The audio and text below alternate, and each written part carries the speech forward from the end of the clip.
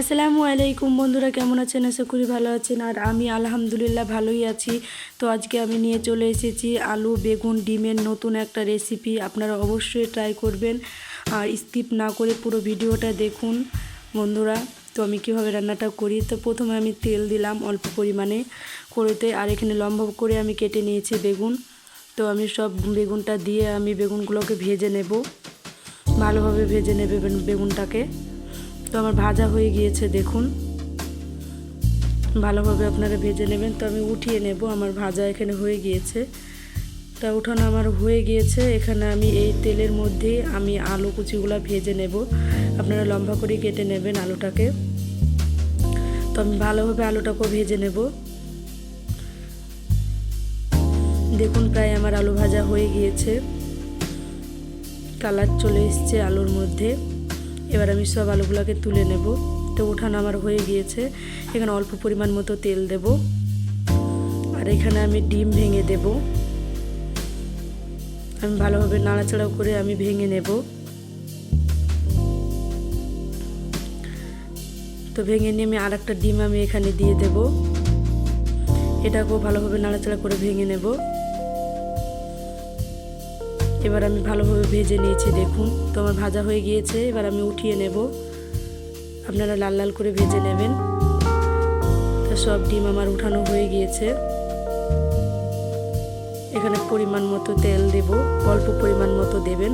এখানে আমি পেঁয়াজ কুচি দেব, যেহেতু সবগুলাই ভাজা হয়ে গেল সেজন্য আমি এখানে অল্প পরিমাণ মতো তেল দিলাম। তেলটা এখানে আমার গরম হয়ে গিয়েছে, পেঁয়াজটা আমি দিয়ে দিয়েছি। পেঁয়াজটা ভাজা হোক, এখানে আমি একটা মশলা তৈরি করে নিই। এখানে আমি ধনিয়া গুঁড়া দিলাম 1 চামচা মতো, লঙ্কা গুঁড়ো দিলাম 1/2 চামচা মতো, হলুদ গুঁড়ো দিলাম 1/2 চামচা মতো। আর এখানে সবজির মশলা, মানে সবজি দিয়ে রান্না করলে এটা দিতে হয়, এই মশলাটা সবজির জন্য।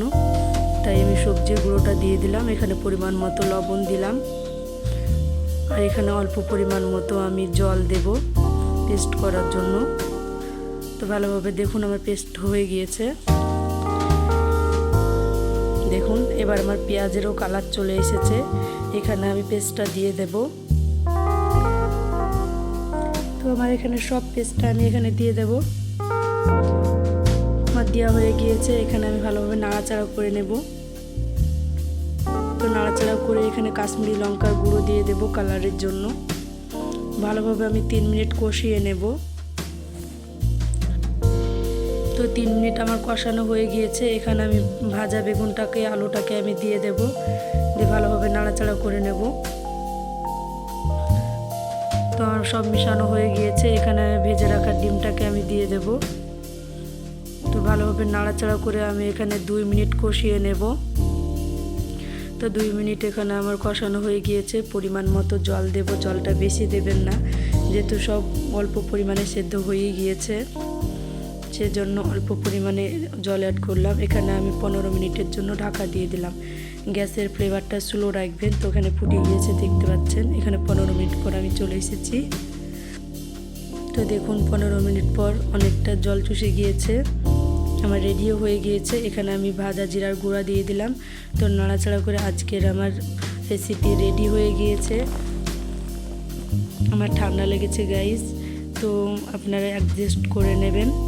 তো এখানে দেখুন আমার রেসিপিটা খুব সুন্দর একটা রেসিপি। আপনারা অবশ্যই বাড়িতে ট্রাই করবেন। আর ভালো লাগলে অবশ্যই বন্ধুরা লাইক কমেন্ট শেয়ার সাবস্ক্রাইব করতে ভুলবেন না। আর নতুন নতুন ভিডিও নিয়ে আপনাদের কাছে আমি হাজির হব। আর আপনারা কমেন্ট করে জানাবেন যে আমার কোন ভিডিওটা বেশি ভালো হয়েছে। তো দেখা হচ্ছে নেক্সট কোনো ভিডিও নিয়ে।